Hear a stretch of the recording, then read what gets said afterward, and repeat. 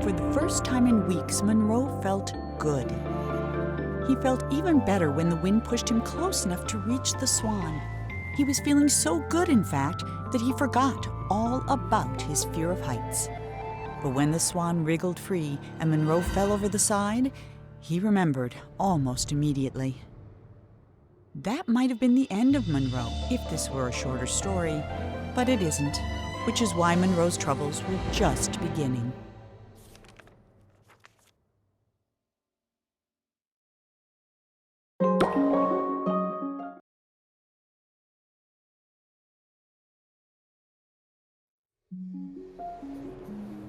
Monroe scrambled out of the water and found himself in a massive city with no sign of the swan or anyone else. Well, except someone's enormous pair of feet. These were attached to a giant who could have been a big help in catching the swan, but unfortunately, here was the laziest giant who had ever lived, and it was his day off.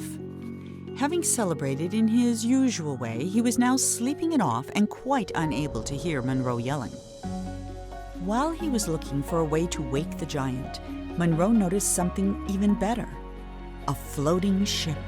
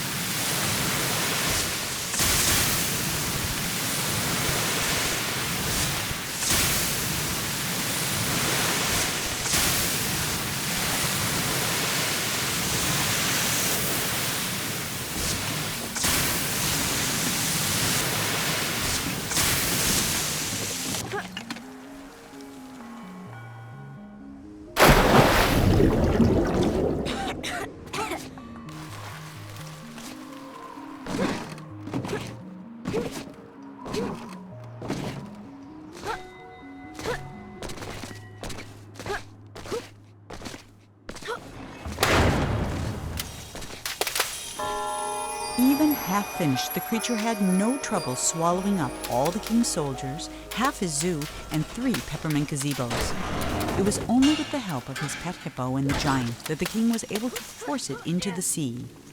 And though the water remained black for years after, the creature was never seen again on shore.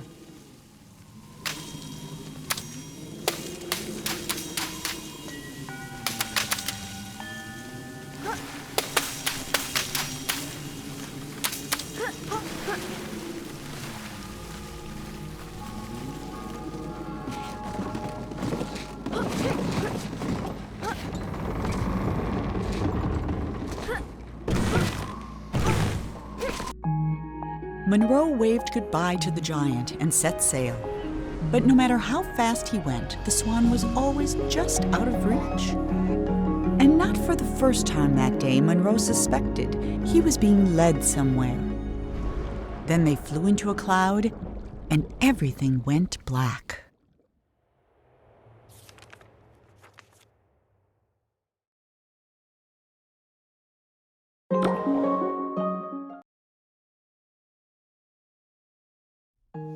Monroe sailed on in darkness following the swan's voice, but he never saw a thing. Not the stars, not the swan, and certainly not the tree he got stuck in. When the clouds lifted, the swan was gone, leaving Monroe alone in the middle of an immense forest. Since there was nothing else to be done, he jumped.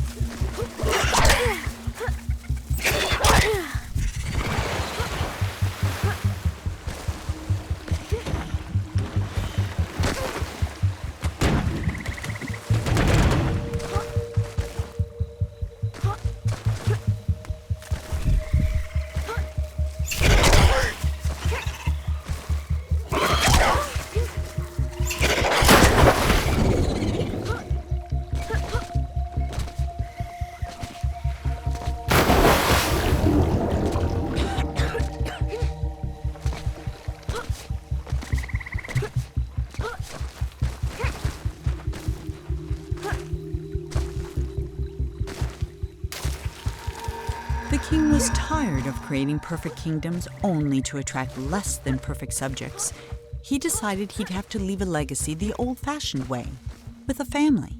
So he began to build one, starting with a house.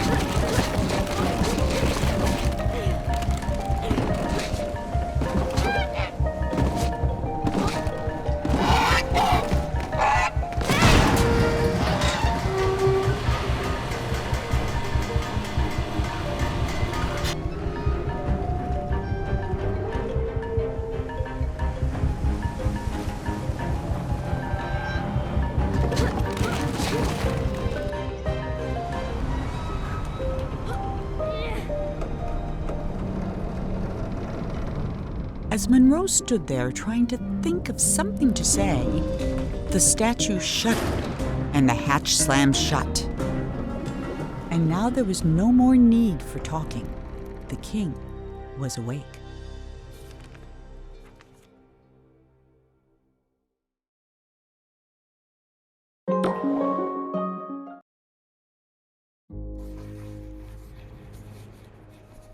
Ah, it's you, the boy from my dream. What a strange dream it was. My life's work was being destroyed, and all I could do was watch. Come, sit here by the fire. It all began right there, in the house I grew up in.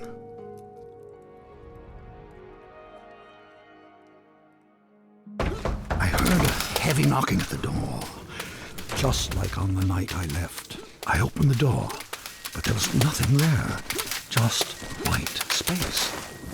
When I got outside, disaster. Some miscreant had painted everything. My garden was ruined.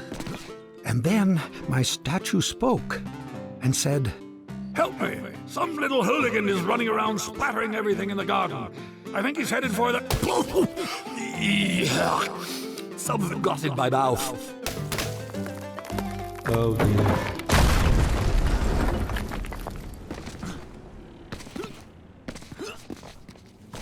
I saw my unfinished labyrinth, abandoned and forgotten, and then the credits appeared. Your dreams have credits? Oh yes, and subtitles.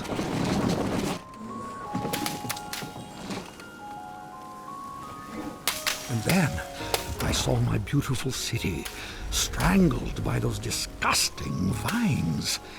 I built it to stand 100 lifetimes, and instead it'll be buried in one, a monument for weeds.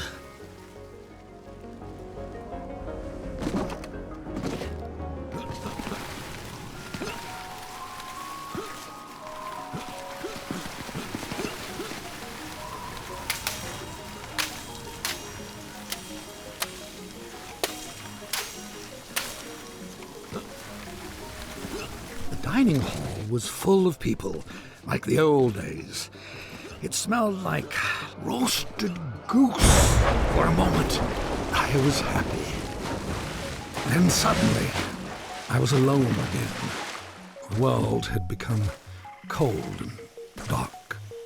I felt my own death rising up around me.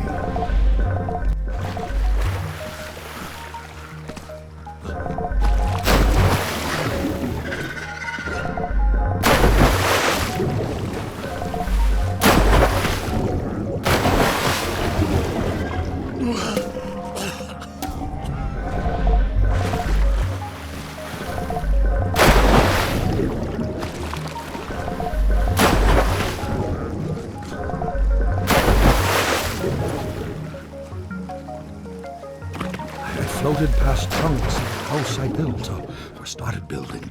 Scarcely 10 years later, and the whole thing was in ruins. My works were meant to last forever, but most of them will be gone before I am.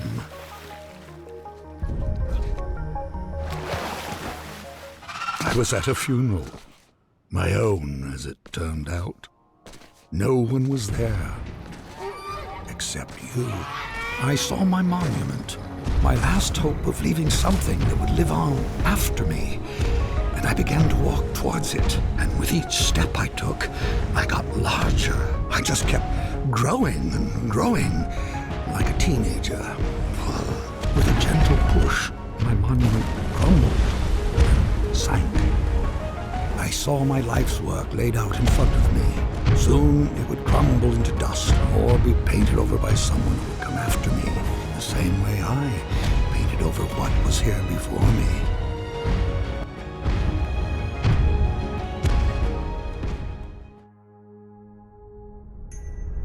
When the universe ended, I knew that everything I'd made was over. And as I sat